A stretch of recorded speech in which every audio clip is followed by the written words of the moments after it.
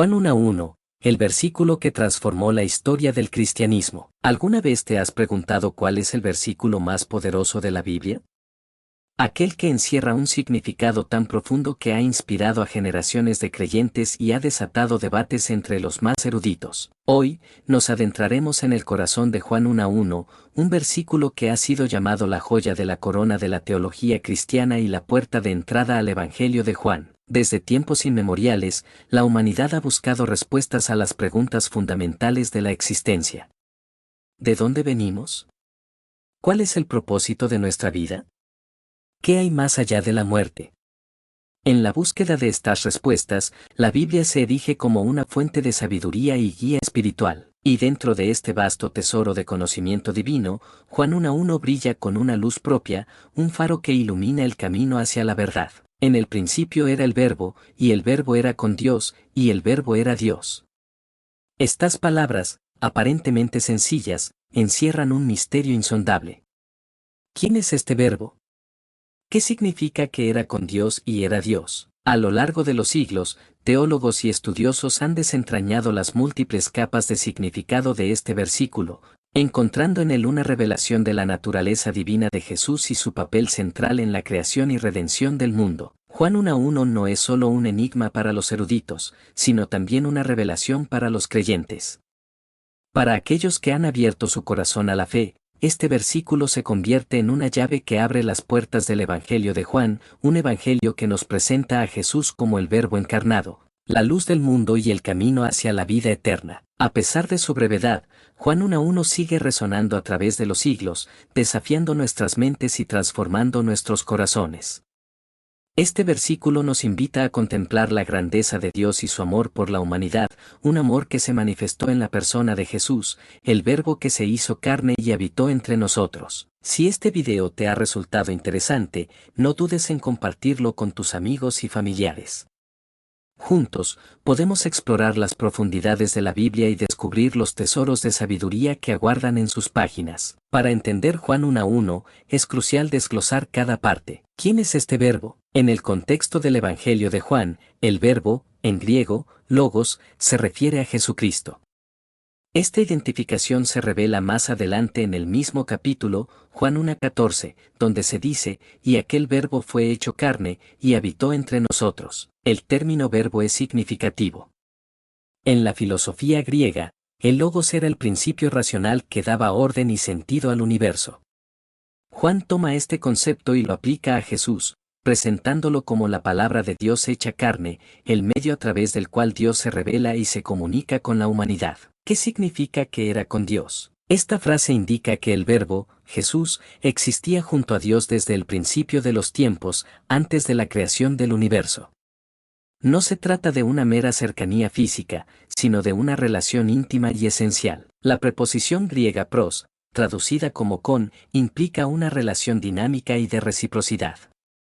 El Verbo no solo estaba con Dios, sino que también interactuaba con Él. Esto sugiere una distinción entre el Verbo y Dios, pero sin negar su unidad esencial. ¿Qué significa que era Dios? Esta afirmación es la más audaz y la que más ha dado lugar a debates teológicos. Juan declara que el Verbo no solo estaba con Dios, sino que también era Dios. Esto implica que Jesús comparte la misma naturaleza divina que el Padre. Esta declaración es fundamental para la doctrina cristiana de la Trinidad, que afirma que Dios es uno en esencia, pero trino en personas, Padre, Hijo, el Verbo y Espíritu Santo. Cada persona comparte la misma divinidad, pero se distingue por sus funciones y relaciones. Juan 1:1 nos revela que Jesús, el Verbo, es eterno, divino y está íntimamente relacionado con Dios Padre. Él es el medio por el cual Dios se revela a la humanidad y participa en la creación y redención del mundo. Este versículo es una invitación a profundizar en el misterio de la persona de Jesús, a reconocer su divinidad y a abrir nuestro corazón a su amor. El Padre y Jesús son distintos, pero ambos comparten la misma naturaleza divina. Para entender esta respuesta, es fundamental comprender el concepto de la Trinidad, una doctrina central del cristianismo que afirma que Dios es uno en esencia, pero trino en personas, Padre, Hijo, Jesús y Espíritu Santo. Cada persona de la Trinidad es completamente Dios, pero se distingue por sus funciones y relaciones dentro de la divinidad. El Padre es la primera persona de la Trinidad, el origen y la fuente de todo. Jesús, el Hijo, es la segunda persona de la Trinidad, el Verbo encarnado que se hizo hombre para redimir a la humanidad. El Espíritu Santo es la tercera persona de la Trinidad, el poder y la presencia de Dios que actúa en el mundo y en los creyentes. Aunque cada persona de la Trinidad es distinta, comparten la misma naturaleza divina. Esto significa que Jesús es tan divino como el Padre, y ambos comparten atributos como la eternidad, la omnipotencia y la omnisciencia. La distinción entre el Padre y Jesús se evidencia en pasajes bíblicos como Juan 17:1, donde Jesús se dirige al Padre en oración: Padre, ha llegado la hora, glorifica a tu Hijo, para que también tu Hijo te glorifique a ti. En este pasaje, Jesús se reconoce a sí mismo como distinto del Padre, pero al mismo tiempo reconoce su unidad en la divinidad. El Padre y Jesús son distintos en persona, pero comparten la misma naturaleza divina. Esta es la enseñanza central del cristianismo sobre la relación entre el Padre y el Hijo. Juan 1:1 no solo nos revela la identidad de Jesús, sino que también nos invita a reflexionar sobre la naturaleza misma de Dios. ¿Cómo es posible que Dios sea uno y trino al mismo tiempo? ¿Cómo podemos comprender un misterio tan profundo? Este versículo desafía nuestra comprensión de Dios y nos obliga a ir más allá de nuestras limitaciones humanas. Nos invita a contemplar la grandeza de un Dios que es a la vez trascendente e inmanente, que está más allá de nuestro entendimiento pero que también se revela a nosotros en la persona de Jesús. La frase "el Verbo hecho carne" es el corazón del cristianismo. Nos recuerda que Dios no es un ser lejano e inaccesible, sino que se ha acercado a nosotros en Jesús. Jesús es la imagen visible del Dios invisible, el puente que nos une a la divinidad. Juan 1:1 también nos habla de la creación del universo. El Verbo, que es Dios, es el agente de la creación. Todo lo que existe ha sido creado por medio de Él. Esto nos muestra la importancia central de Jesús en el plan de Dios para el universo. Juan 1:1 es un tesoro para la reflexión y la oración. Podemos meditar en sus palabras, buscar su significado en nuestra vida y pedir a Dios que nos revele su profundidad. Este versículo puede tener un impacto profundo en nuestra vida si lo permitimos. Nos puede ayudar a comprender mejor quién es Jesús, quién es Dios y cuál es nuestro lugar en el mundo. Te invito a unirte a la conversación y compartir tus ideas sobre Juan 1:1. ¿Cómo ha impactado este versículo tu vida? ¿Qué preguntas te plantea? Juntos, podemos explorar la profundidad de este versículo y descubrir los tesoros de sabiduría que contiene. Juan 1:1 es un versículo que sigue inspirando a la humanidad a lo largo de los siglos. Su mensaje de esperanza, amor y verdad resuena en el corazón de todos aquellos que lo leen con un corazón abierto. El siglo I después de Cristo era un crisol de culturas y religiones. El Imperio Romano dominaba el mundo mediterráneo, y la filosofía griega, con su énfasis en la razón y la lógica, ejercía una gran influencia. En este contexto, el judaísmo, con su rica tradición y su profunda conexión con el Dios único, se encontraba en un momento crucial. Juan, un judío que seguía a Jesús, escribió su evangelio en un mundo marcado por la tensión entre estas diferentes cosmovisiones. Su objetivo era presentar a Jesús como el Mesías prometido, pero utilizando un lenguaje y conceptos que resonarían con su audiencia, tanto judía como gentil. La filosofía helenística, que floreció tras la muerte de Alejandro Magno, introdujo el concepto de logos, una fuerza o principio cósmico que se consideraba la razón o el orden que subyacía en el universo. Los filósofos estoicos, por ejemplo, veían el logos como una especie de alma del mundo que impregnaba todas las cosas. Juan toma este concepto familiar para su público y lo transforma radicalmente. En lugar de una fuerza impersonal, el Logos se identifica con una persona, Jesús. Juan presenta a Jesús como el Logos encarnado, la palabra de Dios que se hizo hombre y habitó entre nosotros. En el judaísmo, la palabra de Dios, en hebreo, dabar, no era solo un sonido o un conjunto de letras, sino una fuerza creativa y dinámica que realizaba la voluntad de Dios en el mundo. La palabra de Dios era el medio por el cual Dios se comunicaba con su pueblo, revelaba sus mandamientos y llevaba a cabo sus propósitos. Juan se basa en esta rica tradición judía para presentar a Jesús como la palabra de Dios hecha carne. Al hacerlo, Juan está afirmando que Jesús es la revelación suprema de Dios, el único que puede darnos a conocer al Padre y mostrarnos el camino a la salvación. La elección de palabras de Juan en su Evangelio no es casual. Cada término, cada frase, ha sido cuidadosamente seleccionada para comunicar un mensaje profundo y transformador. Al utilizar el concepto de logos, Juan establece un puente entre el mundo judío y el mundo helenístico, presentando a Jesús de una manera que ambos grupos pudieran entender. Al mismo tiempo, Juan redefine el significado de logos, dándole un nuevo contenido y una nueva dirección. En lugar de una fuerza impersonal, el logos se convierte en una persona, Jesús, quien es el centro de la historia y el único camino hacia Dios. Juan 1:1 tuvo un impacto profundo en la iglesia primitiva. Este versículo se convirtió en una piedra angular de la cristología, la rama de la teología que se ocupa de la persona y la obra de Cristo. La afirmación de que Jesús es el Logos divino, que existía con Dios desde el principio y que es Dios mismo, sentó las bases para la doctrina de la Trinidad, que afirma que Dios es uno en esencia, pero trino en personas, Padre, Hijo y Espíritu Santo. Juan 1:1 también influyó en la forma en que los primeros cristianos entendían la creación, la revelación y la salvación. Este versículo sigue siendo una fuente de inspiración y reflexión para los cristianos de todo el mundo. La frase inicial de Juan 1:1, en el principio, evoca inmediatamente el Génesis, el primer libro de la Biblia. Este paralelismo no es casual. Juan nos invita a reflexionar sobre el origen de todas las cosas, el momento en que Dios creó el universo y todo lo que existe. Pero Juan va más allá del Génesis. Su principio no es solo el inicio del tiempo, sino también el principio eterno, la realidad que existía antes de la creación y que sigue existiendo más allá del tiempo. En el principio no se refiere simplemente a un momento cronológico. Implica una realidad trascendente, un punto de partida que está fuera del tiempo y del espacio.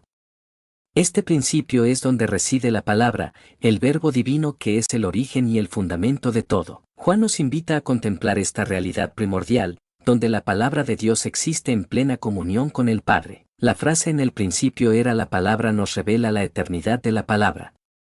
La palabra no comenzó a existir en un momento determinado, sino que siempre ha existido. Esta eternidad de la palabra es fundamental para comprender su divinidad y su papel en la creación y la redención. La palabra es eterna como Dios mismo, compartiendo su naturaleza divina y su poder creador. La palabra no solo es eterna, sino que también es el agente de la creación. Juan nos dice que todas las cosas fueron hechas por medio de él. Esta afirmación nos revela la importancia central de la palabra en el plan de Dios para el universo. La palabra no es solo un instrumento pasivo, sino una fuerza creativa y dinámica que da forma y sentido a la realidad. La frase era la palabra nos indica que la palabra no es solo una idea o un concepto abstracto, sino una realidad personal. La palabra es un ser que existe y actúa, que tiene una identidad propia y una voluntad propia. Esta personalidad de la palabra es esencial para comprender su encarnación en Jesús. La palabra no se convierte en una persona, sino que se revela como la persona que siempre ha sido. La pregunta ¿quién es la palabra? Es central para el Evangelio de Juan. A lo largo de su relato, Juan nos revela gradualmente la identidad de la palabra. En el prólogo, nos da algunas pistas importantes: la palabra es eterna, es divina, es el agente de la creación y se encarna en Jesús. Pero la respuesta completa a esta pregunta se encuentra en la persona misma de Jesús, quien es el Verbo hecho carne, la revelación suprema de Dios. La palabra es la revelación de Dios. A través de la palabra, Dios se da a conocer a la humanidad, comunica su amor y su voluntad, y ofrece el camino a la salvación. La palabra no es solo un mensaje, sino también un encuentro personal con Dios. Al escuchar y acoger la palabra, entramos en comunión con Dios y experimentamos su presencia en nuestra vida. La palabra está íntimamente ligada a la sabiduría divina. En el Antiguo Testamento, la sabiduría de Dios se personifica a menudo como una figura femenina que participa en la creación y guía al pueblo de Israel. Juan retoma esta imagen de la sabiduría divina y la aplica a la palabra. Jesús es la sabiduría de Dios encarnada, la luz que ilumina a todo hombre y mujer. La frase y la palabra estaba con Dios nos revela la relación íntima y profunda que existe entre la palabra y Dios. La preposición con, en griego, pros, implica una relación dinámica y de reciprocidad. La palabra no solo está junto a Dios, sino que también interactúa con Él, comparte su consejo y participa en sus planes. Esta comunión entre la palabra y Dios es un misterio que supera nuestra comprensión, pero que nos invita a contemplar la grandeza del amor divino. La frase "y la palabra estaba con Dios" también sugiere una distinción entre la palabra y Dios. Aunque comparten la misma naturaleza divina, la palabra y Dios no son lo mismo. Esta distinción es fundamental para la doctrina cristiana de la Trinidad, que afirma que Dios es uno en esencia, pero trino en personas, Padre, Hijo, la Palabra y Espíritu Santo. A pesar de la distinción entre la palabra y Dios, existe una intimidad profunda entre ellos. La palabra está con Dios, compartiendo su vida y su amor. Esta intimidad se revela en la encarnación, cuando la palabra se hace hombre y habita entre nosotros. Jesús es el Hijo de Dios, el amado del Padre, quien revela la profundidad del amor divino. La palabra no solo está con Dios, sino que también actúa como su agente en el mundo.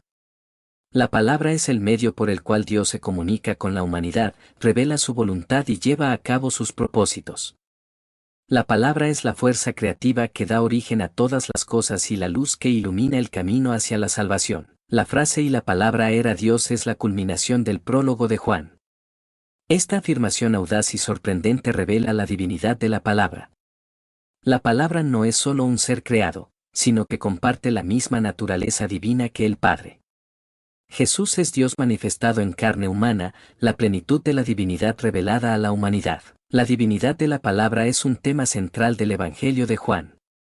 A lo largo de su relato, Juan presenta a Jesús como el Hijo de Dios, el Mesías divino que realiza milagros, perdona pecados y ofrece la vida eterna. La afirmación de que la palabra era Dios no es una idea filosófica abstracta, sino una verdad que se revela en la persona misma de Jesús. La frase "la palabra era Dios" puede ser difícil de entender para nuestra mente humana.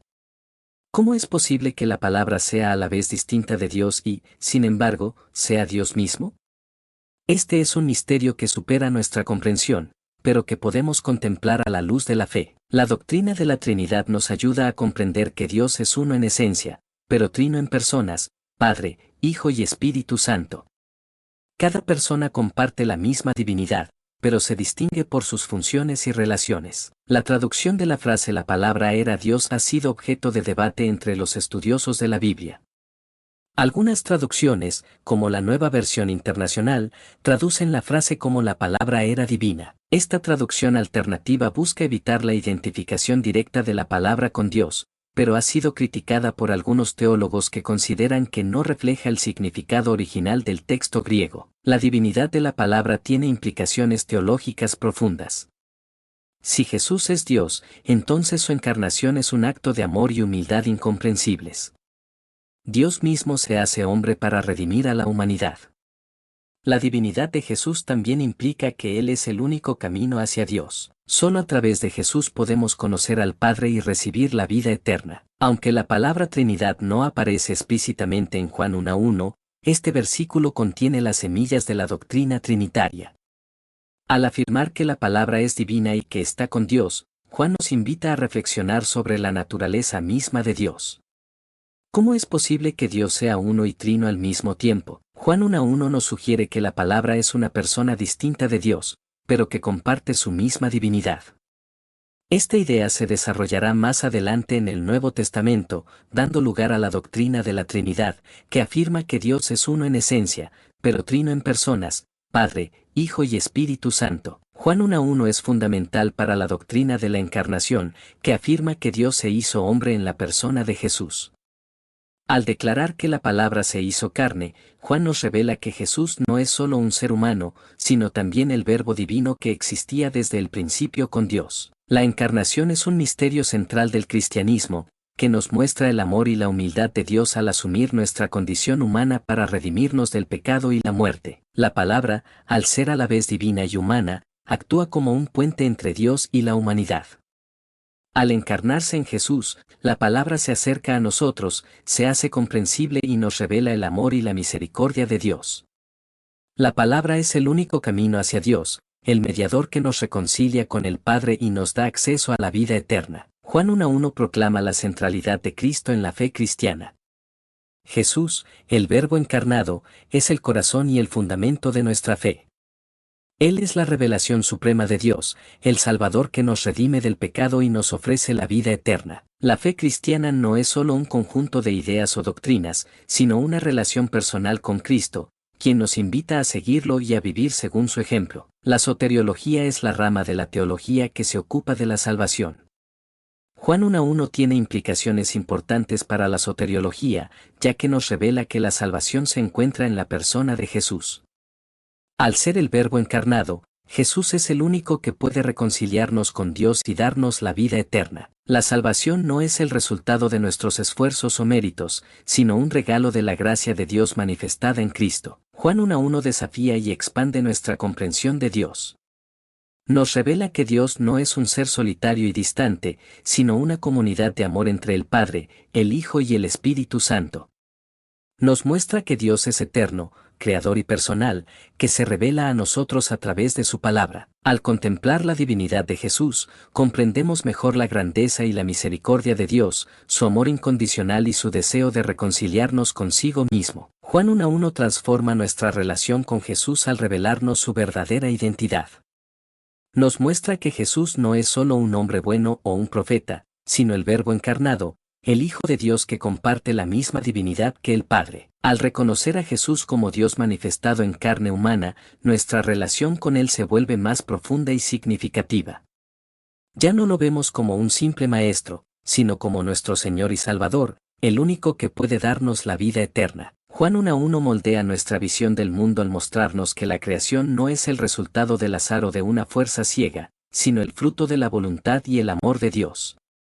Nos revela que el mundo tiene un propósito y un significado, que todo lo que existe ha sido creado por medio de la palabra y para la gloria de Dios. Al comprender el papel central de Jesús en la creación, nuestra visión del mundo se transforma.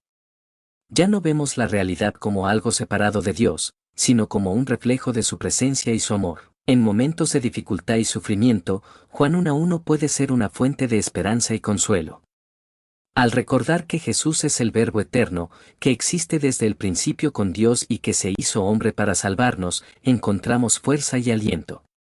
Sabemos que no estamos solos, que Dios está con nosotros en cada paso del camino. La promesa de la vida eterna, que se revela en la palabra, nos da esperanza en medio de la desesperación y nos consuela en el dolor. Juan 1:1 es un llamado a la adoración. Al contemplar la grandeza de Dios y su amor por nosotros, sentimos la necesidad de alabarlo y glorificarlo. La divinidad de Jesús, revelada en la palabra, nos invita a postrarnos ante Él y reconocerlo como nuestro Señor y Salvador. La adoración no es solo un acto religioso, sino una respuesta natural y espontánea a la belleza y la santidad de Dios. Al adorar a Dios, nos abrimos a su presencia y experimentamos su amor en plenitud. El primer versículo de la Biblia, en el principio creó Dios los cielos y la tierra, es una declaración concisa pero trascendental sobre el origen del universo. Este versículo establece que Dios es el creador de todo lo que existe, desde las estrellas y los planetas hasta la tierra y todos los seres vivos. Génesis 1:1 nos invita a reflexionar sobre la grandeza y el poder de Dios, quien con su palabra dio origen a la realidad que conocemos. Este versículo es el fundamento de nuestra comprensión del mundo y de nuestro lugar en él. En el libro de Éxodo, Dios se revela a Moisés a través de una zarza ardiente y le dice su nombre: Yo soy el que soy. Este nombre, que en hebreo se puede traducir como Yahvé, expresa la naturaleza misma de Dios, su eternidad, su inmutabilidad y su presencia constante. El nombre de Dios es sagrado y revela su intimidad con su pueblo. Al pronunciar el nombre de Dios, reconocemos su poder y su amor, y nos comprometemos a seguir sus caminos. El profeta Isaías, siglos antes del nacimiento de Jesús, anunció la llegada del Mesías, un rey que traería paz y justicia al mundo. En Isaías 9:6, se le dan al Mesías títulos gloriosos: admirable consejero, Dios fuerte, Padre eterno, príncipe de paz. Estos títulos revelan la divinidad y la misión del Mesías, quien sería un líder sabio y poderoso, un refugio para su pueblo y un agente de paz en el mundo. Este versículo es una profecía que se cumple en Jesús, quien es el Mesías prometido y el Salvador de la humanidad. En el Evangelio de Mateo, Jesús revela la singularidad de su relación con el Padre, todas las cosas me fueron entregadas por mi Padre, y nadie conoce al Hijo, sino el Padre, ni al Padre conoce alguno, sino el Hijo, y aquel a quien el Hijo lo quiera revelar. Este versículo nos muestra la intimidad y la unidad que existen entre el Padre y el Hijo. Jesús es el único que conoce plenamente al Padre y que puede revelarlo a nosotros.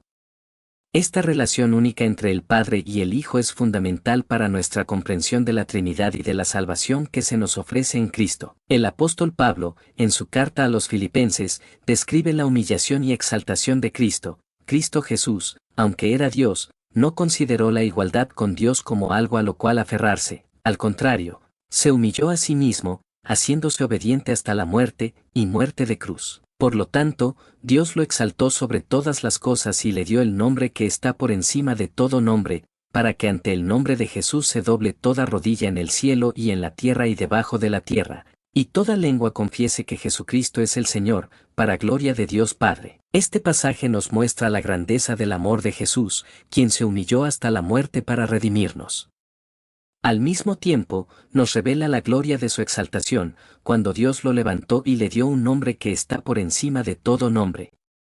Este pasaje es una invitación a la adoración y al reconocimiento de Jesús como Señor. A lo largo de la historia del cristianismo, Juan 1:1 ha sido objeto de diversas interpretaciones. Los primeros padres de la Iglesia, como Agustín de Hipona, dieron en este versículo un fundamento para la doctrina de la Trinidad. Durante la Edad Media, los teólogos escolásticos, como Tomás de Aquino, profundizaron en la comprensión de la relación entre el Verbo y Dios. En la Reforma Protestante, Martín Lutero y Juan Calvino enfatizaron la importancia de la palabra como revelación divina. Estas interpretaciones históricas han enriquecido nuestra comprensión de Juan 1:1 y han dado forma a la teología cristiana. Desde una perspectiva teológica, Juan 1:1 es un texto clave para comprender la naturaleza de Dios, la identidad de Jesús y la relación entre ambos. La afirmación de que la palabra era Dios ha sido fundamental para el desarrollo de la cristología, la doctrina que se ocupa de la persona y la obra de Cristo. Juan 1:1 también ha influido en la teología trinitaria, que busca explicar la unidad y la diversidad de Dios como Padre, Hijo y Espíritu Santo. Este versículo sigue siendo un centro de reflexión teológica y un desafío para nuestra comprensión de los misterios de la fe. Desde una perspectiva literaria, Juan 1:1 es un texto cuidadosamente elaborado que utiliza recursos poéticos y retóricos para comunicar su mensaje. La repetición de la palabra, logos en griego, enfatiza su importancia central. El paralelismo entre era con Dios y era Dios subraya la unidad y la distinción entre el Verbo y el Padre. La frase en el principio evoca el Génesis y sugiere una conexión entre la creación y la palabra. Al analizar la estructura y el lenguaje de Juan 1:1, podemos apreciar su belleza literaria y su profundidad significativa. En la actualidad, Juan 1:1 sigue siendo objeto de estudio y debate. Algunos teólogos contemporáneos han propuesto nuevas interpretaciones que buscan dialogar con la cultura y el pensamiento actual. Por ejemplo, algunos han destacado la importancia de la palabra como fuente de significado y de sentido en un mundo marcado por la incertidumbre y el relativismo. Otros han explorado la relación entre la palabra y la justicia social, la liberación de los oprimidos y la defensa de los derechos humanos. Estas interpretaciones contemporáneas muestran que Juan 1:1 sigue siendo un texto vivo y relevante para nuestro tiempo. La diversidad de interpretaciones de Juan 1:1 puede ser un desafío para nuestra comprensión. ¿Cómo podemos saber cuál es la interpretación correcta? ¿Debemos elegir una interpretación y rechazar las demás? Es importante reconocer que la riqueza de Juan 1:1 permite múltiples perspectivas y enfoques. En lugar de buscar una única interpretación correcta, podemos aprender de la diversidad de puntos de vista y enriquecer nuestra propia comprensión. El diálogo y la discusión son fundamentales para profundizar en el significado de este texto y para descubrir nuevas dimensiones de su verdad. A lo largo de la historia del cristianismo, Juan 1:1 ha servido como una poderosa defensa de la deidad de Cristo. La afirmación de que la palabra era Dios ha sido fundamental para afirmar que Jesús no es solo un ser humano o un profeta, sino que comparte la misma naturaleza divina que el Padre. Este versículo ha sido utilizado para refutar diversas herejías que negaban la divinidad de Jesús, como el arrianismo y el docetismo. Juan 1:1 sigue siendo un pilar de la cristología y una fuente de inspiración para la reflexión teológica sobre la identidad de Cristo. En el siglo IV, el arrianismo, una doctrina que negaba la plena divinidad de Cristo, desafió la ortodoxia cristiana. Los arrianos afirmaban que Jesús era un ser creado por Dios, subordinado al Padre y, por lo tanto, no eterno ni divino en el mismo sentido que el Padre. Juan 1:1 jugó un papel crucial en el debate con el arrianismo. Los defensores de la ortodoxia, como Atanasio de Alejandría, utilizaron este versículo para argumentar que Jesús, al ser la palabra divina, era eterno y consustancial al Padre. El Concilio de Nicea en el año 325 después de Cristo condenó el arrianismo y afirmó la plena divinidad de Cristo, basándose en gran parte en la interpretación de Juan 1:1. En la actualidad, Juan 1:1 sigue siendo objeto de debate y reinterpretación. Algunas corrientes teológicas contemporáneas, influenciadas por el pensamiento secular y el relativismo postmoderno, cuestionan la divinidad de Cristo y proponen nuevas lecturas de este versículo. Sin embargo, la tradición cristiana, basada en la Escritura y en la reflexión teológica de siglos, sigue afirmando la plena divinidad de Jesús como un elemento central de la fe. Juan 1:1, con su declaración audaz y misteriosa, sigue siendo un desafío para nuestra comprensión y una invitación a profundizar en el misterio de la Encarnación y la Trinidad. A lo largo de la historia del arte cristiano, Juan 1:1 ha inspirado a numerosos pintores a crear obras que reflejan la profundidad y el misterio de este versículo. Desde los iconos bizantinos que representan el Verbo encarnado hasta las pinturas renacentistas que ilustran la creación del mundo, Juan 1:1 ha sido una fuente de inspiración para artistas de todas las épocas. Algunos pintores han buscado plasmar la divinidad de Cristo a través de símbolos y alegorías, mientras que otros han preferido representar escenas bíblicas que aluden al papel de la palabra en la creación y la redención. La música sacra también se ha nutrido de Juan 1:1 a lo largo de los siglos. Compositores de todas las épocas han creado obras corales, himnos y cantatas que celebran la divinidad de Cristo y su papel como verbo creador. Desde el Mesías de Händel, que incluye pasajes de Juan 1, hasta las composiciones contemporáneas que exploran nuevas formas de expresión musical, Juan 1:1 ha sido una fuente de inspiración para la música sacra de todas las tradiciones cristianas. Juan 1:1 ha dejado su huella en la literatura de diversas épocas y géneros.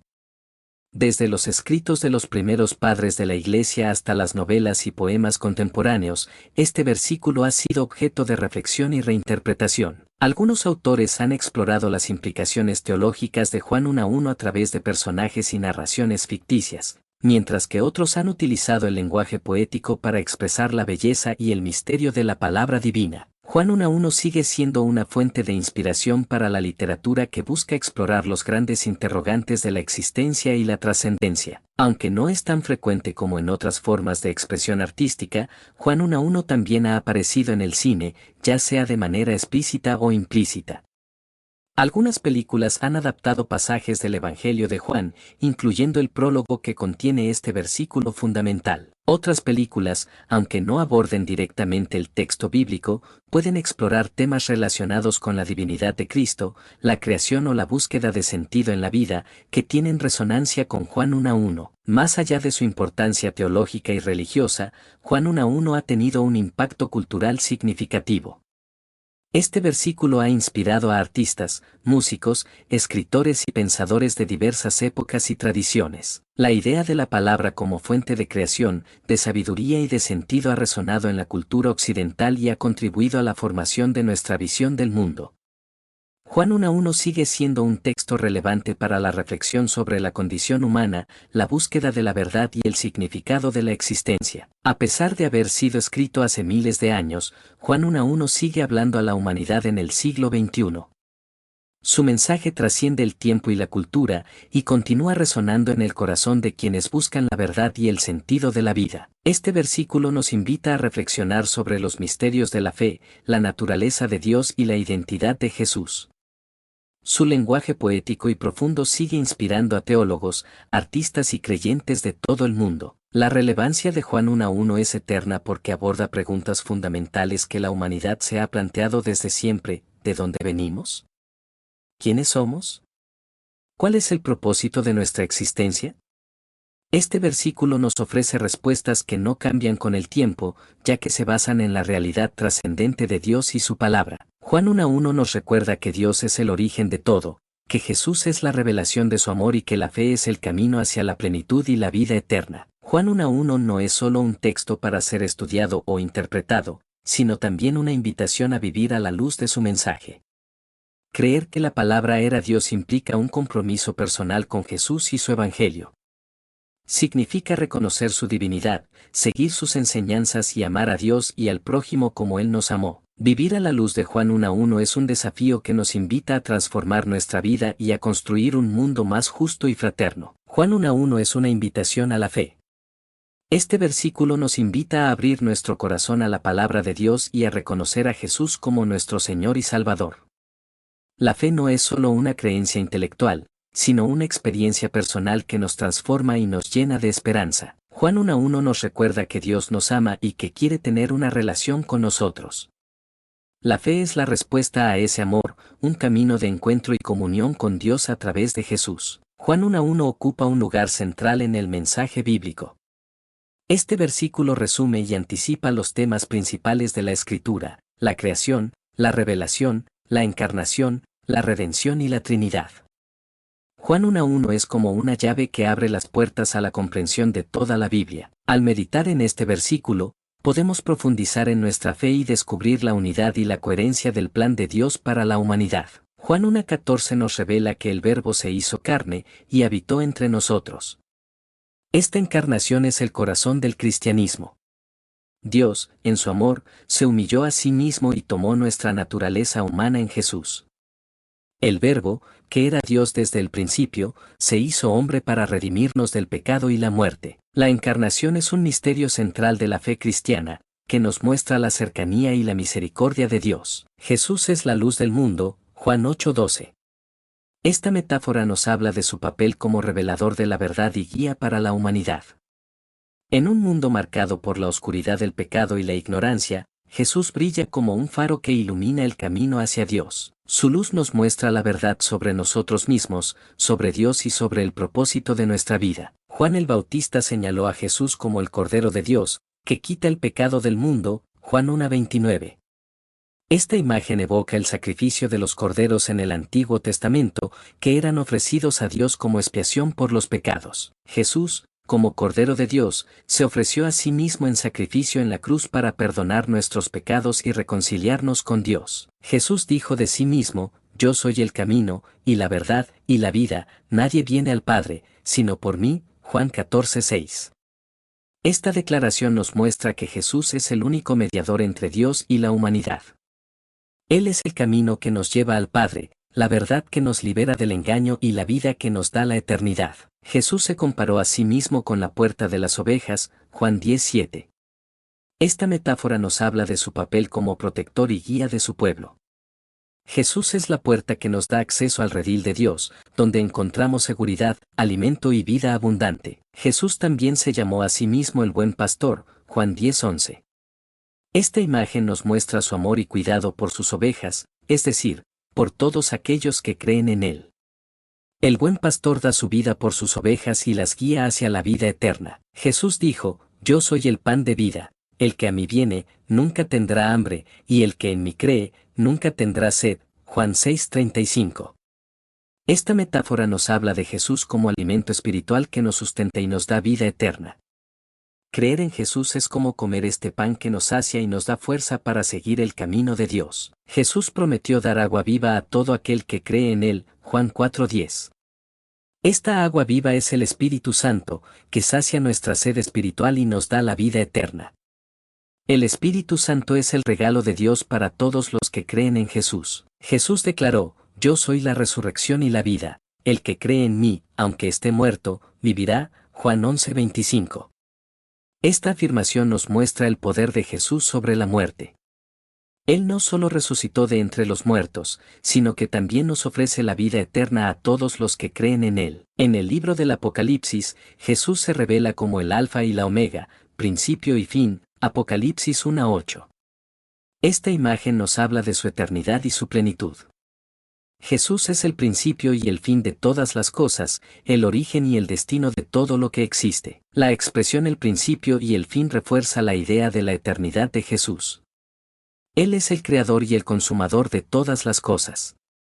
Nada existe fuera de Él, y todo encuentra en Él su sentido y su propósito. En el Apocalipsis, Jesús es aclamado como Rey de Reyes y Señor de Señores, Apocalipsis 19:16.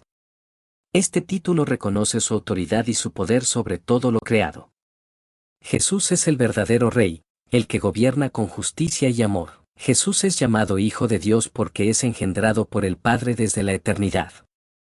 Esta filiación divina es única y Jesús es el Hijo unigénito de Dios, el único que conoce plenamente al Padre y que puede revelarlo a nosotros. Jesús también se llamó a sí mismo Hijo del Hombre, Marcos 14:62. Este título, que evoca la figura humana y celestial del libro de Daniel, subraya la humanidad de Jesús y su misión redentora.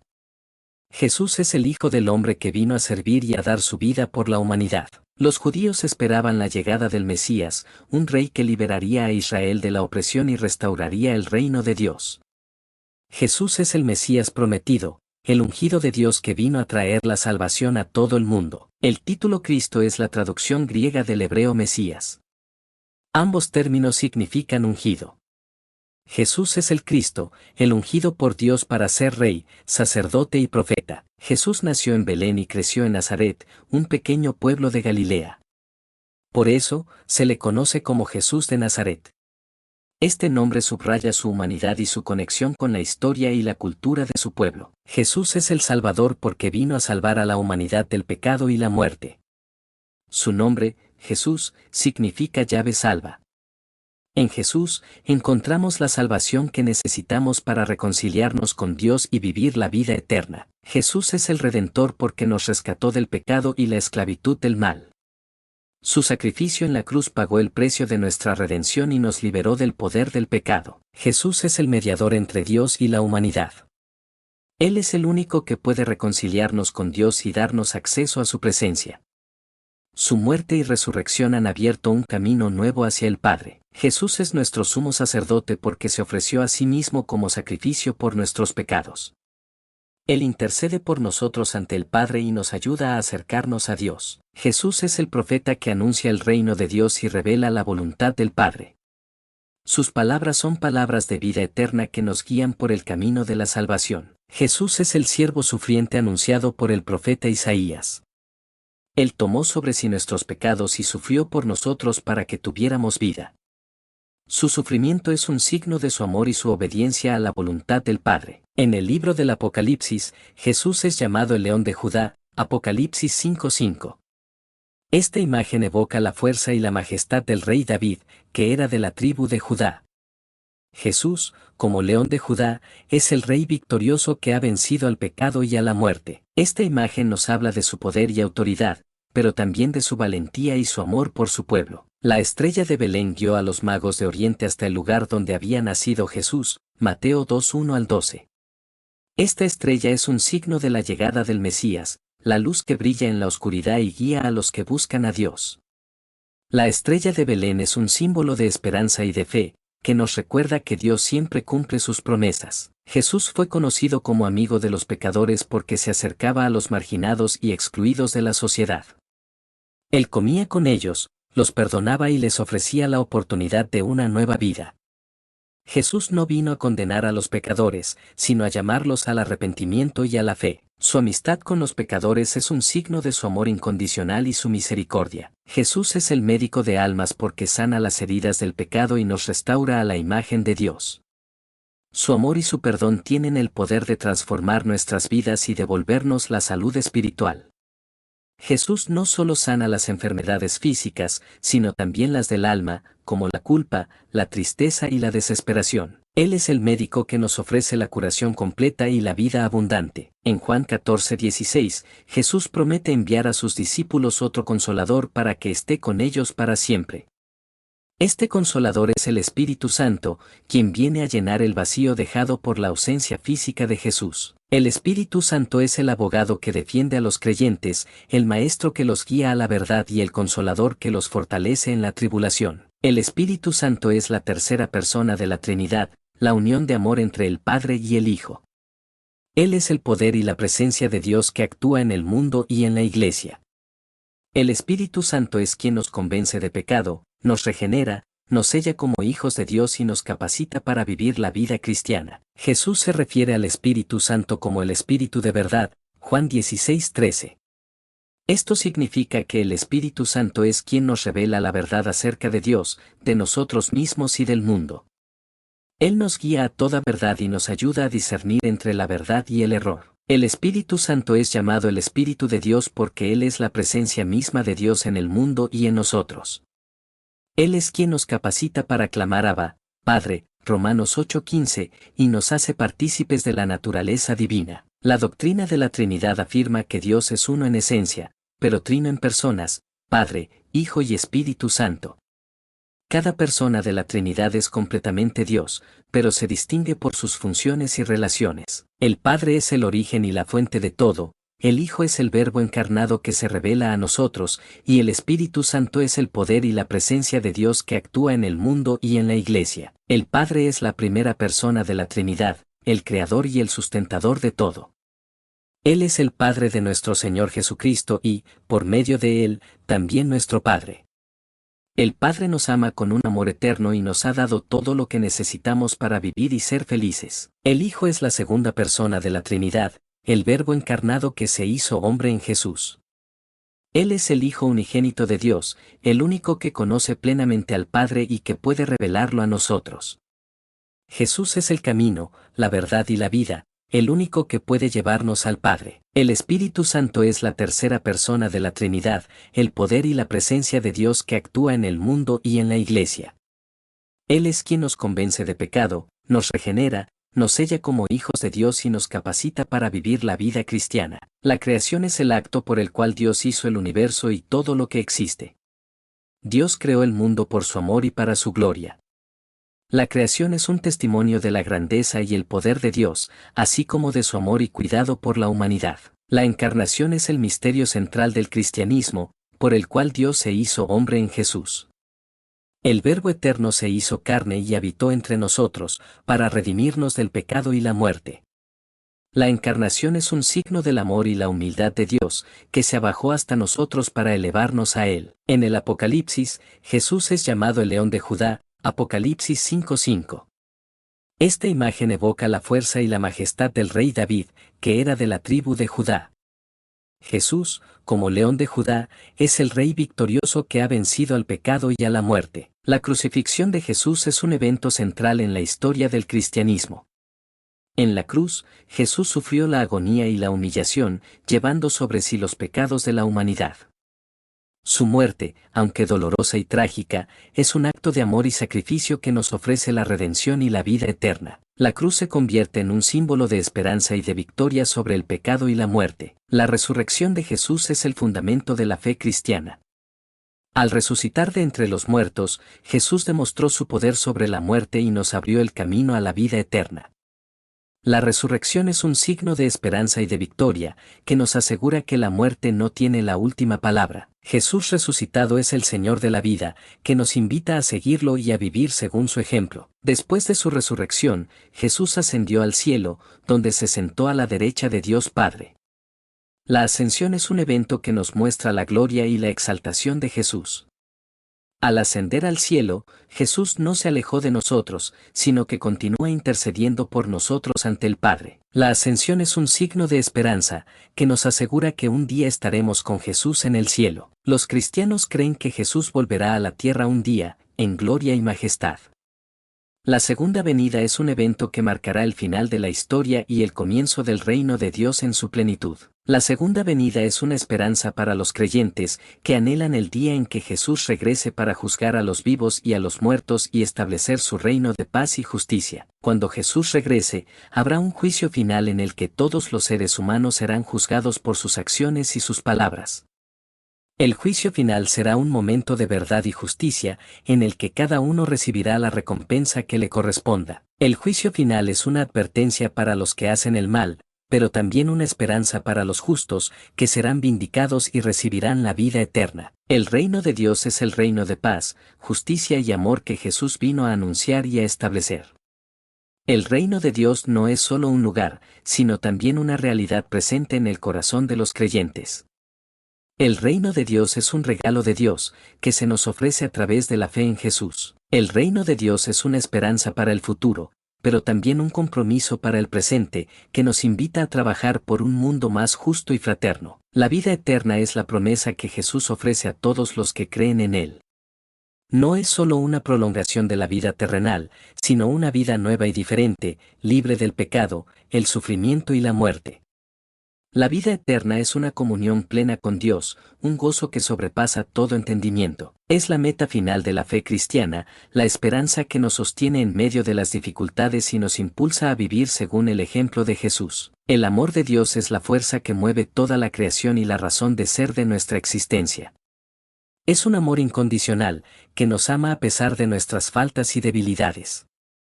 El amor de Dios se manifiesta en la creación, en la encarnación de Jesús y en el don del Espíritu Santo. Es un amor que nos invita a amar a Dios y a nuestro prójimo, a perdonar y a servir. La gracia de Dios es un regalo inmerecido que nos ofrece la salvación y la vida eterna. No podemos ganar la gracia de Dios por nuestros propios méritos, sino que la recibimos por la fe en Jesús. La gracia de Dios es un poder que nos transforma y nos capacita para vivir según su voluntad. Es un don que nos llena de esperanza y nos impulsa a amar y servir a los demás. La misericordia de Dios es su compasión y su perdón hacia nosotros. Dios es misericordioso porque conoce nuestra debilidad y nuestro pecado. Su misericordia nos ofrece una nueva oportunidad, nos perdona nuestros errores y nos ayuda a levantarnos cuando caemos. La misericordia de Dios es un ejemplo para nosotros, que debemos ser misericordiosos con los demás como Dios lo es con nosotros. La justicia de Dios es su rectitud y su santidad. Dios es justo porque no tolera el pecado y porque juzga a cada uno según sus obras. Pero la justicia de Dios no es solo castigo, sino también restauración y reconciliación. Dios es justo porque quiere que todos los seres humanos se salven y lleguen al conocimiento de la verdad. Su justicia se manifiesta en su amor y su misericordia. La santidad de Dios es su perfección y su pureza. Dios es santo porque está separado del pecado y del mal. Su santidad nos invita a ser santos como Él es santo, a vivir según su voluntad y a buscar la perfección en el amor. La santidad de Dios es un ideal que nos impulsa a superarnos a nosotros mismos y a crecer en la fe. La soberanía de Dios es su poder y su autoridad sobre todo lo creado. Dios es soberano porque es el creador y el dueño de todo. Su soberanía no es una imposición, sino un acto de amor y de libertad. Dios nos ha creado libres para elegir entre el bien y el mal, pero su soberanía nos asegura que su plan se cumplirá. La soberanía de Dios es un motivo de confianza y de esperanza, que nos anima a poner nuestra vida en sus manos. La omnipotencia de Dios es su poder ilimitado para hacer todo lo que quiere. No hay nada imposible para Dios. Su poder se manifiesta en la creación del universo, en los milagros que realizó Jesús y en la transformación que obra en la vida de los creyentes. La omnipotencia de Dios es un motivo de confianza y esperanza, pues sabemos que Él tiene el control de todas las cosas. La omnisciencia de Dios es su conocimiento perfecto de todas las cosas. Dios conoce todo lo pasado, presente y futuro. No hay nada oculto para Él. Su conocimiento es infinito y sobrepasa nuestra comprensión. La omnisciencia de Dios nos invita a la humildad, pues sabemos que Él conoce nuestros pensamientos y nuestras intenciones. La omnipresencia de Dios es su presencia en todo lugar y en todo momento. Dios no está limitado por el espacio ni por el tiempo. Él está presente en cada rincón del universo y en el corazón de cada persona.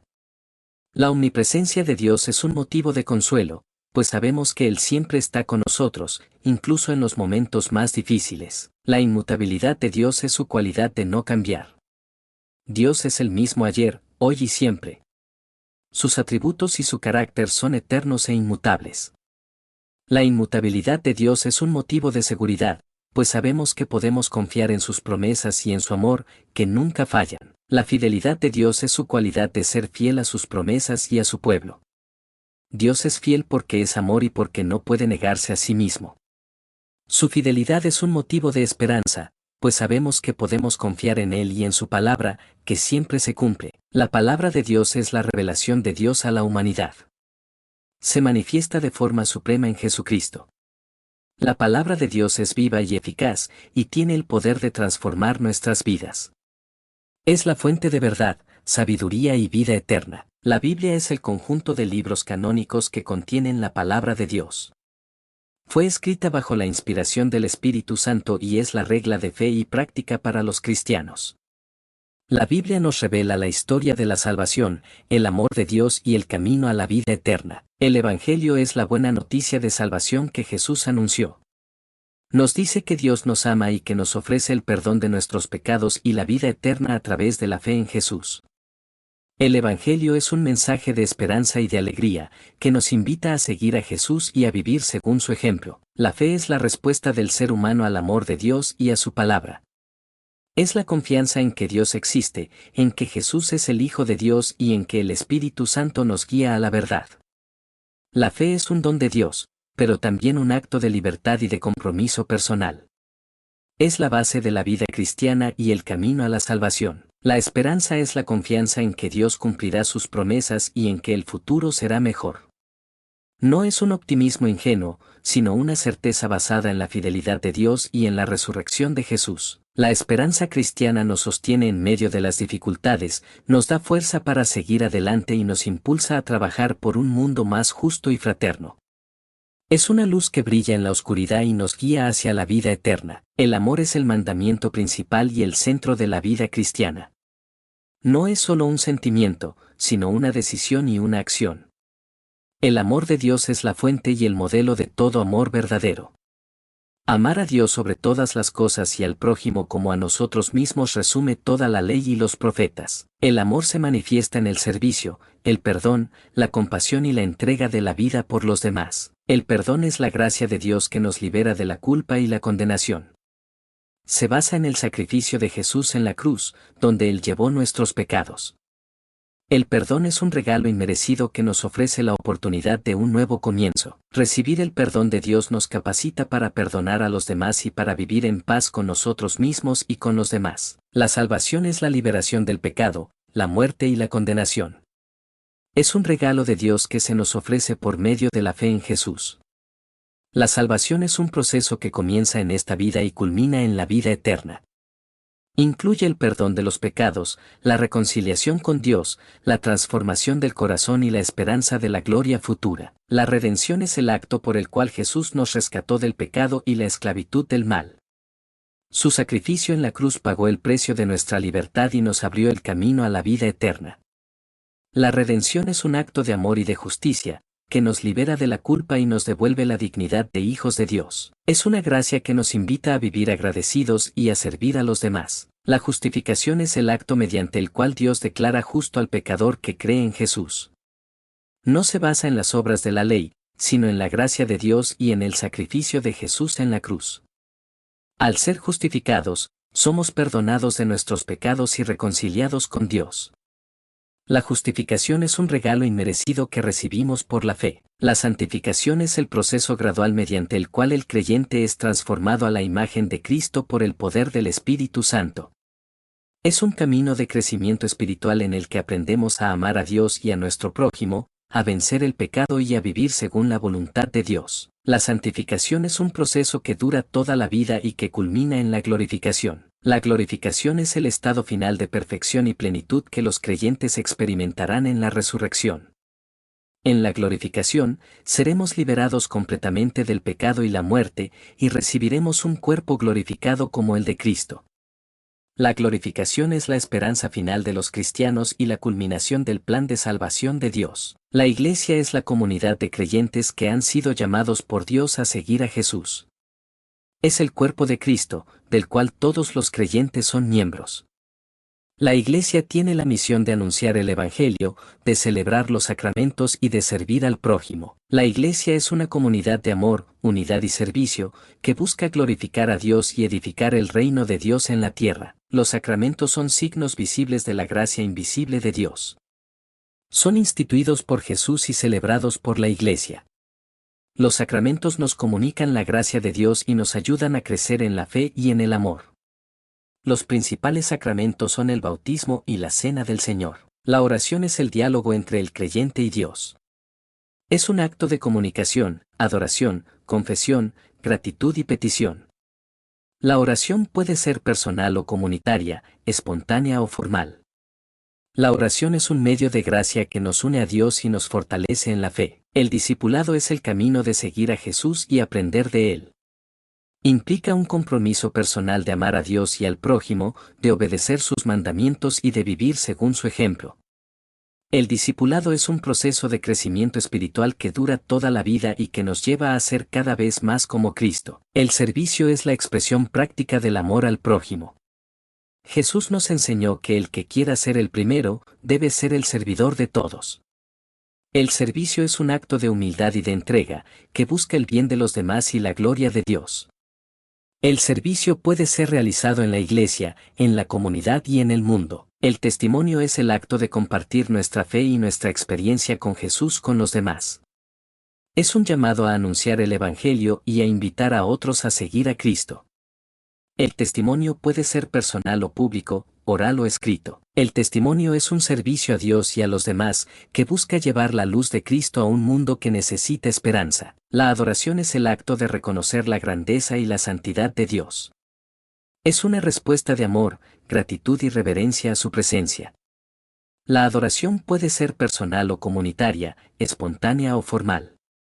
La adoración es un encuentro con Dios que nos transforma y nos llena de su paz. La alabanza es la expresión gozosa de nuestro amor y gratitud a Dios por su grandeza, su bondad y sus maravillas.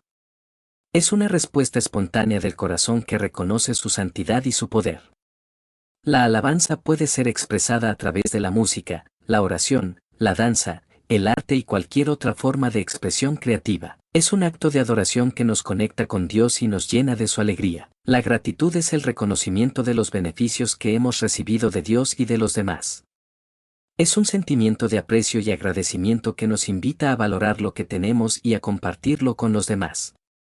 La gratitud nos hace más felices y nos ayuda a vivir con una actitud positiva.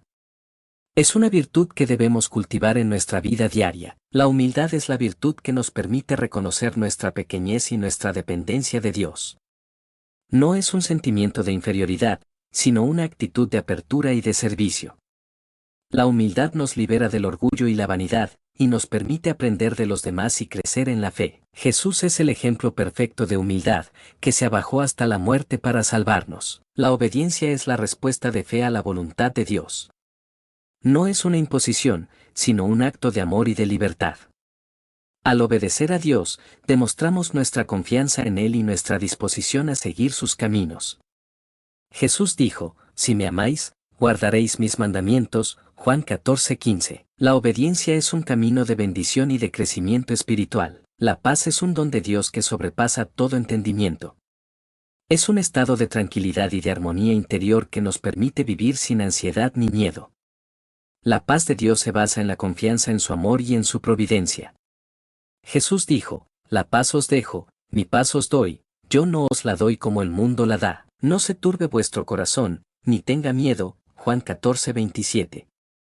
La paz es un fruto del Espíritu Santo que nos ayuda a vivir en paz con nosotros mismos, con los demás y con Dios. El gozo es un fruto del Espíritu Santo que nace de la fe y del amor a Dios. No es una alegría superficial, sino una felicidad profunda y duradera que nos llena el corazón. El gozo cristiano se basa en la esperanza de la vida eterna y en la certeza del amor de Dios. Es una fuerza que nos impulsa a servir a los demás y a compartir la buena noticia del Evangelio. El amor al prójimo es el segundo mandamiento más importante después del amor a Dios. Jesús dijo, «Amarás a tu prójimo como a ti mismo», Mateo 22:39. El prójimo es toda persona que necesita nuestra ayuda, sin distinción de raza, religión o condición social. El amor al prójimo se manifiesta en el servicio, la compasión, el perdón y la justicia. Es un signo de nuestro amor a Dios y una prueba de nuestra fe. El reino de los cielos es el reino de Dios, un reino de paz, justicia y amor que Jesús vino a anunciar y a establecer. No es solo un lugar, sino también una realidad presente en el corazón de los creyentes. El reino de los cielos es un regalo de Dios que se nos ofrece a través de la fe en Jesús. Es una esperanza para el futuro, pero también un compromiso para el presente, que nos invita a trabajar por un mundo más justo y fraterno. La nueva creación se refiere a la transformación radical del universo y de la humanidad que tendrá lugar al final de los tiempos, cuando Dios restaure todas las cosas a su estado original de perfección. Esta transformación será tan profunda que se describe como una nueva creación, un cielo nuevo y una tierra nueva donde reinará la justicia y la paz. La nueva creación es la esperanza final de los cristianos y la culminación del plan de salvación de Dios. La vida abundante es la promesa que Jesús hace a sus seguidores, una vida plena y llena de sentido, que sobrepasa las limitaciones y el sufrimiento de la vida terrenal.